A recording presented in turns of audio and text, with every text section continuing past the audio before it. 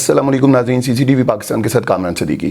ناظرین، میرے ساتھ موجود ہیں علی محمد خان صاحب، وزیر مملکت برائے پارلیمانی امور۔ بہت پرانا تعلق ہے علی بھائی سے میرا، اور آج میں نے کہا اپنے آئے ہیں ان کے پاس تو ذرا پروگرام میں ریکارڈ کر لیں۔ علی بھائی کیسے ہیں؟ کیسے ہیں کمال بھائی؟ ٹھیک ہے، بالکل ٹھیک، الحمدللہ۔ ہمیشہ آپ کو ہم کوآرڈینیٹ کرتے تھے کہ علی بھائی پروگرام میں آ جائیں، آج آپ کے ساتھ بیٹھنے کا موقع مل رہا ہے۔ بس یہ آپ کی دعائیں تھیں جی، اسٹرگل ٹوگیدر، یعنی کہ اب پیچھے آپ دیکھیں وہ دھرنے کے زمانے سے اور اس سے بھی پہلے سے پروگرام پہ آتے تھے، اور محنت جو ہے وہ رائے گاہ نہیں جاتی کامران بھائی، یقیناً جی۔ اور بہت کم لوگ ہوتے ہیں جو ایڈمائر بھی کرتے ہیں علی بھائی سے، جب بات ہو تو یہ پرانے ریفرنس ضرور دیتے ہیں کہ وہ وقت کیا تھا۔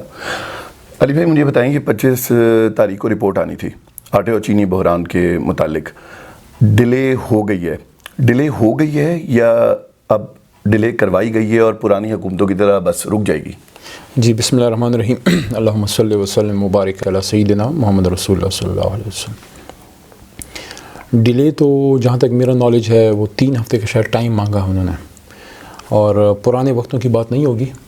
نہ عمران خان پرانے وقتوں کا لیڈر ہے، اور نہ عمران خان کے شاگرد جو ہیں ہم کوئی گیدڑ اور لگڑ بگڑ ہیں۔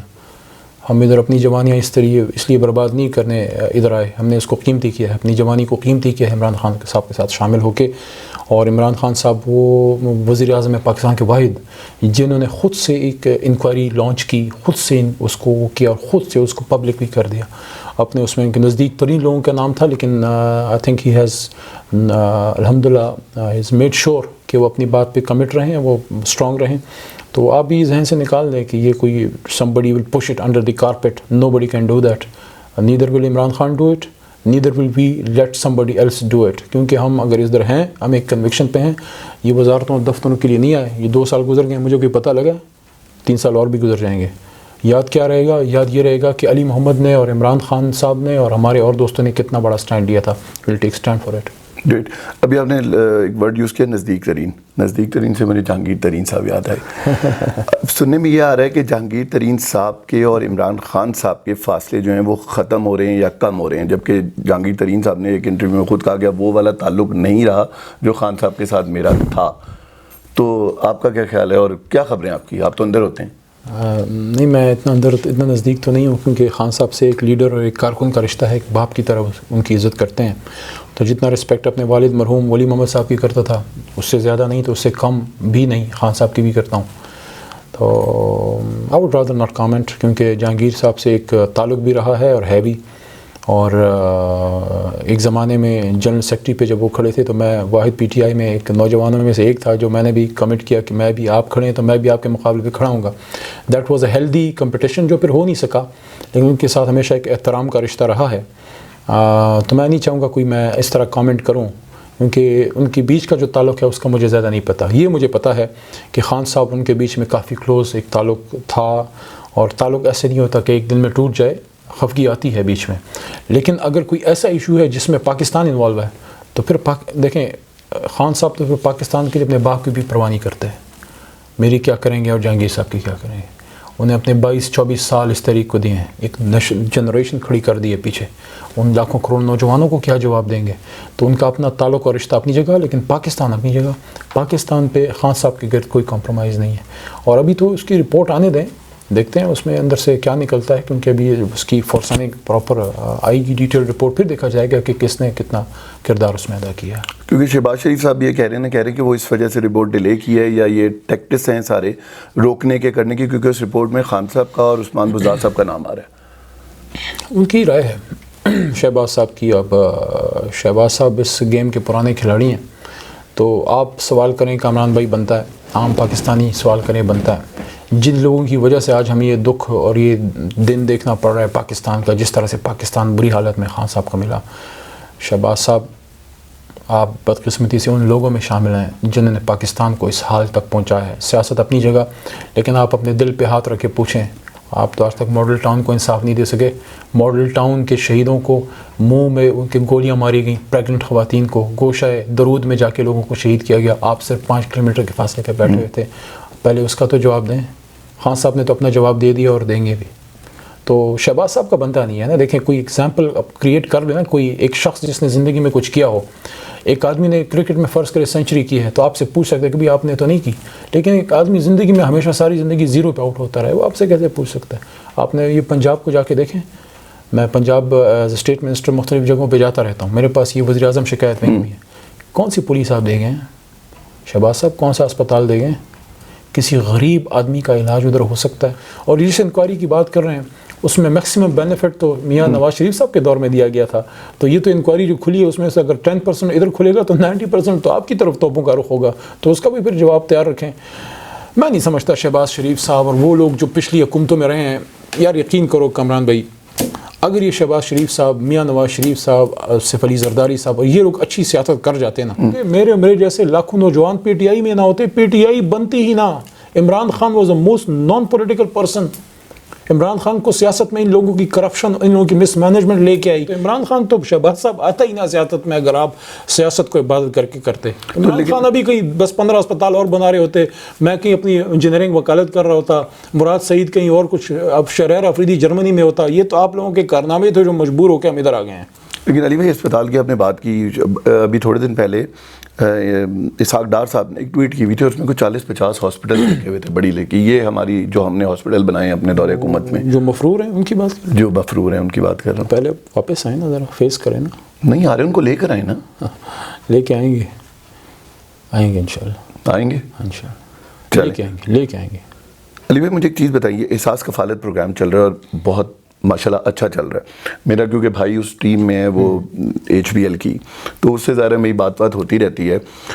پہلے تو آپ کے جو ناقدین ہیں وہ آپ پہ بڑی تنقید یہ کر رہے ہیں کہ آپ لوگوں نے لوگوں کو احساس کے نام پہ ذلیل کر دیا، مطلب دائروں میں بٹھا فوٹو سیشن یہ وہ کر رہے ہیں۔ اچھا اس بارے میں پہلے میرا بھی یہی ایک تاثر تھا، جھوٹ نہیں بولوں گا، کہ یار یہ کام بینکنگ کے تھرو بھی ہو سکتا تھا کہ لائنز پہ لگ جائیں اور آرام سے جا کے لوگوں کو لیں، اور کیا ہے یہی میں نے اپنے بھائی کو بھی میں نے یہی کہا، میں نے کہا یار واقعی ذلیل ہو رہے ہیں، یہ کس طرح تم لوگوں نے لوگوں کو بٹھایا۔ میں نے وہاں جا کے پروگرام بھی کیا، اس نے مجھے پھر ایک چیز کہی، کہتا ہے بھائی جی ہم ہوتے ہیں بینک میں، ہماری ہے برانچ اور ہماری آؤٹ لیٹ، کہتے 30 عورتیں بھی جمع ہوتی ہیں تو ہم کنٹرول نہیں کر سکتے، اندر گھستی ہیں اور اس کے بعد اوپر چڑھ جاتی ہیں، اور یہی طریقہ ہے ان کو کنٹرول کرنے کا۔ ناقدین کو کیا جواب دیں گے؟ میرا تو چلیں پوائنٹ آف ویو کلیئر ہو گیا۔ ڈاکٹر ثانیہ نشتر ایک پروفیشنل خاتون ہے، اس کی کمٹمنٹ اپنے کام سے ہے اور اس کی کمٹمنٹ عمران خان اور اس ملک سے ہے۔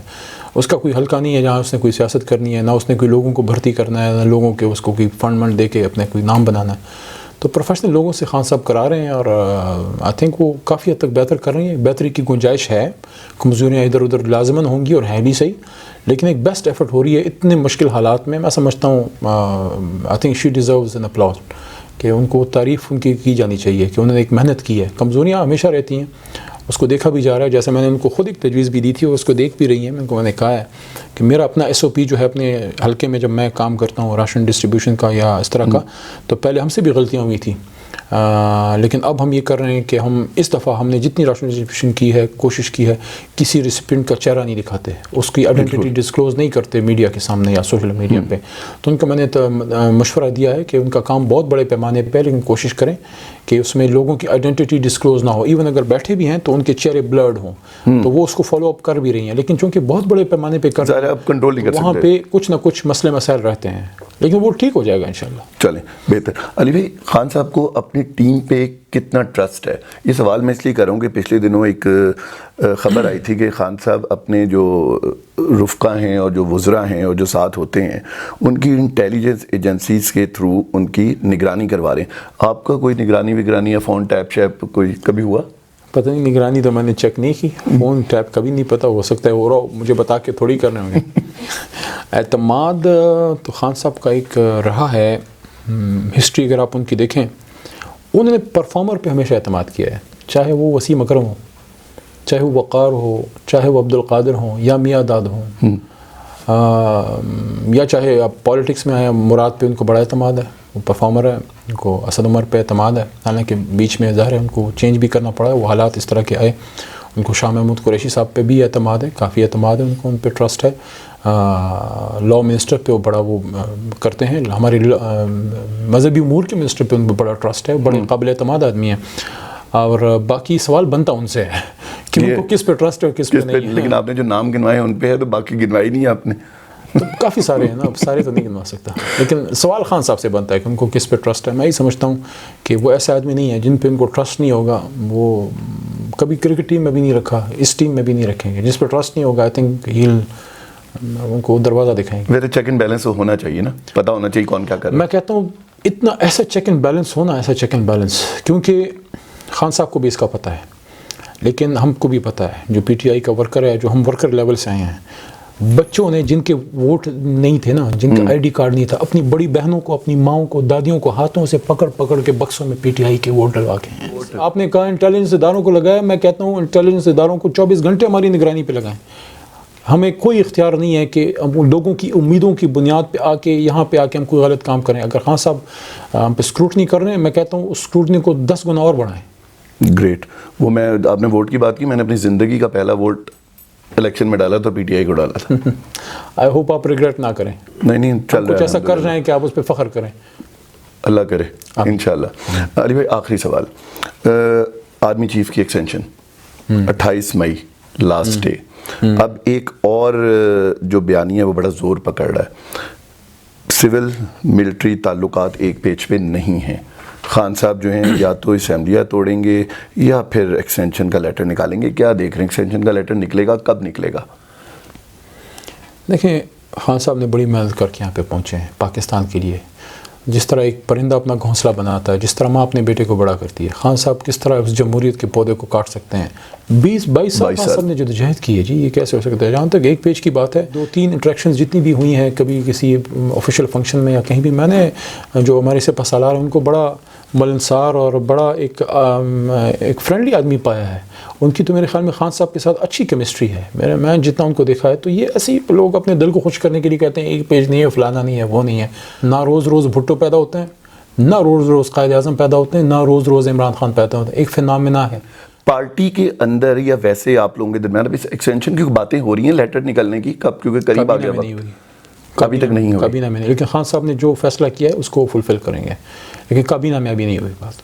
چلیں, thank you very much Ali بھائی, بہت شکریہ آپ کے ٹائم دینے کا. Channel thank you very much جی, تھینک یو ویری مچ جی, بہت شکریہ پروگرام دیکھنے کا. دیکھتے رہیے CCTV پاکستان.